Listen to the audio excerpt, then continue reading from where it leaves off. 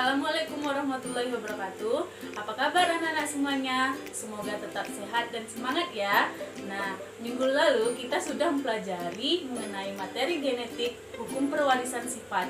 Nah, pada pertemuan kali ini kita akan mempelajari mengenai kelainan sifat atau kelainan genetik. Kelainan sifat pada makhluk hidup disebabkan karena ada dua faktor. Yang pertama, kelainan yang disebabkan karena kromosom autosom atau kromosom tubuh, dan kelainan yang disebabkan oleh kromosom gonosom atau kelamin. Nah, kelainan yang disebabkan oleh kromosom autosom itu penyakitnya seperti albino, brachydactyly, polydaktili, dan thalassemia. Sedangkan pada gonosom atau kelamin itu ada buta warna dan hemofilia. Nah, yang pertama ada albino. Albino itu adalah kelainan yang menurun yang ditandai dengan seluruh tubuh seseorang itu berwarna putih dan berambut pirang. Nah, jadi pada albino ini seseorang itu tidak memiliki pigmen kulit atau warna kulit. Warna kulitnya itu putih. Nah, coba antum perhatikan gambar berikut ini. Ya, gambar di samping itu merupakan gambar seorang penderita albino. Nah, dapat dilihat ya, rambutnya berwarna pirang, kemudian warna kulitnya berwarna putih. Nah, mengapa hal itu bisa terjadi? Karena adanya gen resesif. Jadi, orang yang menderita albino itu memiliki genotip homozigot resesif atau biasanya disimbolkan dengan huruf A kecil. Sedangkan orang yang normal memiliki genotip homozigot dominan, A besar. Dan yang menjadi carrier atau pembawa itu memiliki genotip heterozigot atau yang disimbolkan dengan A besar A kecil. Nah, untuk lebih jelasnya, Ustazah akan memberikan contoh soal. Silahkan disimak baik-baik ya. Nah, perhatikan contoh soal berikut ini. Gen A besar adalah gen yang mengatur pigmentasi kulit. Adapun gen A kecil merupakan alelnya, yakni gen yang tidak menyebabkan pigmentasi kulit. Jadi artinya di sini gen A besar adalah gen yang membawa sifat normal, sedangkan gen A kecil itu membawa sifat albino. Nah, jika seseorang albino menikah dengan orang normal homozigot, bagaimanakah keturunannya? Lalu jika keturunannya tersebut menikah dengan orang albino, maka bagaimana keturunan selanjutnya? Oke, simak jawaban berikut ini ya. Jadi diketahui parental atau induknya itu tadi seorang albino menikah dengan orang normal. Nah, albino genotipnya itu adalah A kecil, sedangkan normal adalah A besar. Nah, untuk gametnya, karena ini homozigot resesif A kecil sama, maka gametnya hanya satu, A kecil. Nah, ini A besar. Nah, menghasilkan keturunan pertama yaitu orang yang membawa sifat albino yang disebut dengan normal carrier. Jadi 100% normal carrier yang genotipnya A besar A kecil. Nah, jika F1 hasil dari ini disilangkan lagi dengan orang albino, maka ini ya, normal carrier yang ini tadi disilangkan lagi dengan seorang albino, maka didapat gametnya A besar A kecil, yang ini A kecil ya. Jadi menghasilkan jika disilangkan A besar A kecil adalah A besar A kecil normal carrier, dan A kecil adalah albino. Jadi didapat keturunan keduanya 50% normal carrier dan 50% albino. Nah, yang kedua ada brachydactyly. Penderita brachydactyly itu mempunyai jari-jari pendek yang dikarenakan adanya tulang falanges atau ruas jari yang pendek. Nah, antum bisa lihat gambar di samping merupakan gambar seorang penderita brachydactyly ya. Jari-jarinya itu pendek ya. Mengapa penderita brachydactyly itu memiliki jari pendek?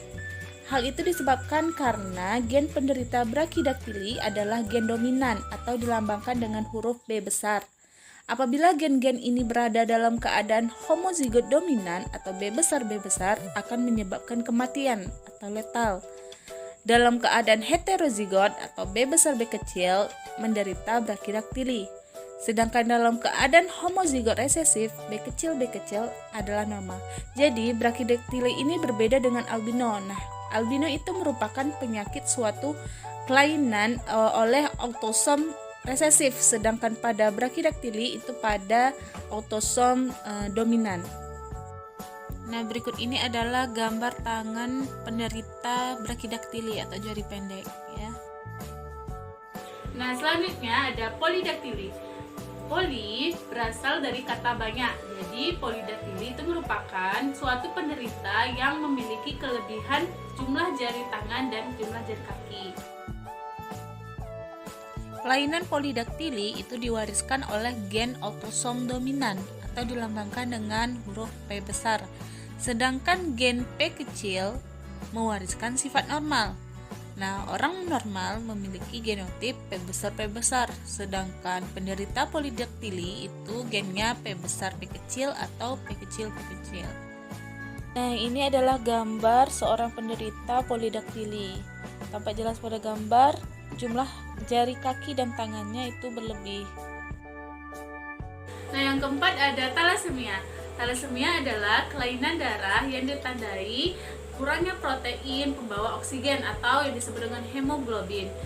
Seperti yang kita ketahui, darah kita itu mengandung hemoglobin. Apa itu hemoglobin?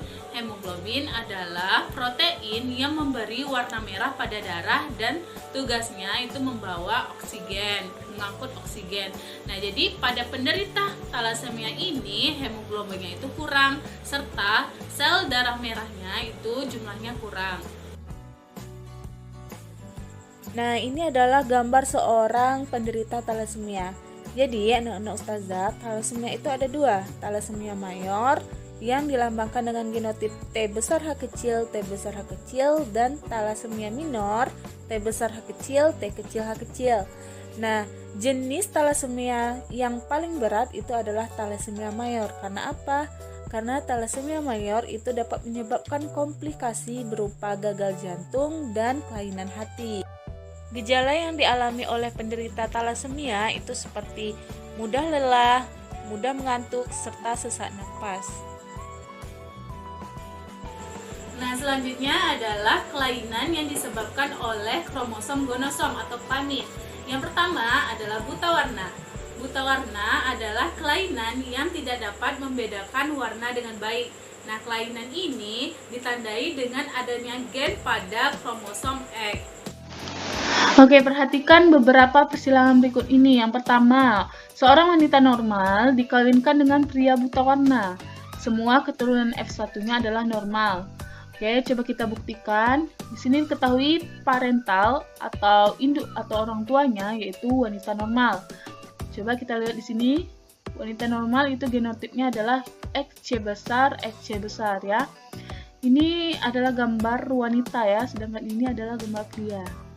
Nah, wanita normal XC besar disilangkan dengan pria buta warna XC kecil Y. Nah, didapat gambarnya ini karena dia sama, berarti hanya satu XC besar, sedangkan ini XC kecil Y. Jika ini disilangkan, maka didapat keturunan XC besar disilangkan dengan XC kecil, XC besar, XC kecil, yaitu wanita norma carrier ya, wanita pembawa buta warna atau carrier. Apa maksud wanita norma carrier di sini? Wanita norma carrier itu kalau dilihat dari luar dia itu normal, tetapi dia ada membawa gen buta warna di salah satu kromosom X-nya, yaitu yang ini ya. Jadi dia itu membawa gen buta warna pada salah satu kromosom X-nya. Itulah disebut dengan wanita norma carrier. Kemudian didapat lagi XC besar disilangkan dengan Y, XC besar Y, yaitu laki-laki normal, pria normal. Jadi didapat semua keturunan F1-nya itu normal ya. Kemudian yang kedua, seorang wanita buta warna dikawinkan dengan pria normal, ya. Nah, ini parentalnya. Wanita buta warna XC kecil disilangkan dengan pria normal XC besar Y. Nah, didapat gametnya ini XC kecil, XC besar Y. Coba kita silangkan, XC kecil disilangkan dengan XC besar adalah XC besar, XC kecil, yaitu norma carrier. Ya, wanita norma carrier. Kemudian ini XC kecil disilangkan dengan Y, kecil-kecil Y. Itu buta warna, pria buta warna. Jadi jika wanita buta warna disilangkan dengan pria normal, itu akan menghasilkan keturunan wanita 50% wanita normal keril dan 50% buta warna. Oke. Nah, yang kedua ada hemofilia. Hemofilia adalah kelainan pada darah, di mana darah sukar membeku atau tidak dapat membeku dengan baik. Nah, jadi anak-anak ustazah, biasanya orang normal ketika luka, darah yang keluar lama-kelamaan akan berhenti menetes. Sedangkan pada penderita hemofilia, jika mengalami luka, darah yang keluar itu akan sulit atau sukar membeku. Sehingga apabila tidak diobati, maka darah terus mengalir, terus menetes. Nah, apa penyebabnya? Penyebabnya karena ada gen hemofilia. Gen hemofilia ini terletak pada kromosom X dan sering ditandai dengan lambang X besar H kecil.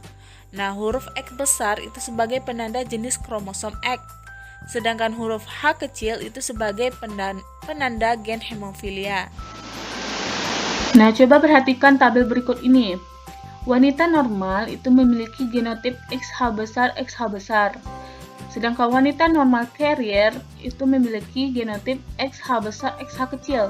Nah, jadi wanita normal carrier ini dia itu normal, tetapi dia ada membawa sifat hemofilia atau gen hemofilia pada salah satu kromosom X-nya ya, yang ini ya. Nah, kemudian wanita hemofilia itu genotipnya XH kecil XH kecil.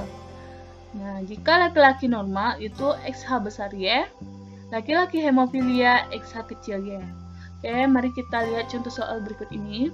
Diketahui parental atau induknya yaitu wanita normal yang dilambangkan dengan XH besar XH kecil disilangkan dengan pria normal XH besar Y. Nah, didapat gametnya ini XH besar XH kecil, nah, ini XH besar Y. Kemudian kita buat tabel persilangannya. Nah, ini untuk wanita dan yang ini untuk pria. Kita masukkan gametnya ke dalam tabel. XH besar, XH kecil, nah yang ini XH besar Y. Kita silangkan satu-satu. XH besar disilangkan menjadi XH besar. Nah, XH besar disilangkan dengan Y menjadi XH besar Y. XH besar disilangkan dengan SH kecil yaitu XH besar XH kecil. Kemudian XH kecil disilang dengan Y, XH kecil Y. Nah, jadi didapatlah keturunan pertamanya yaitu satu wanita normal. Nah, yang ini XH besar ya, jumlahnya 1. Kemudian yang ini XH besar XH kecil, satu wanita normal carrier. Yang ini XH besar Y, satu pria normal dan H kecil Y. Nah, ini satu pria hemofilia. Nah, jika dipresentasikan itu didapat 25% wanita normal, 25% wanita normal carrier, 25% pria normal, dan 25% pria hemofilia. Nah, jadi inilah hasil dari keturunan pertama persilangan antara wanita normal carrier dan pria normal.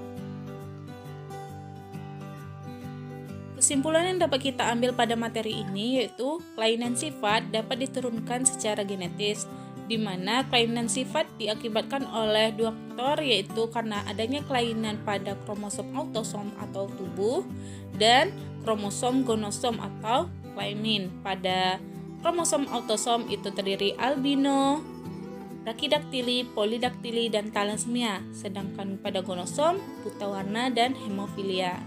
Lalu, apa hikmah yang bisa kita ambil pada pembelajaran kali ini? Intinya, kita harus senantiasa selalu bersyukur kepada Allah Subhanahu wa taala. Karena apa?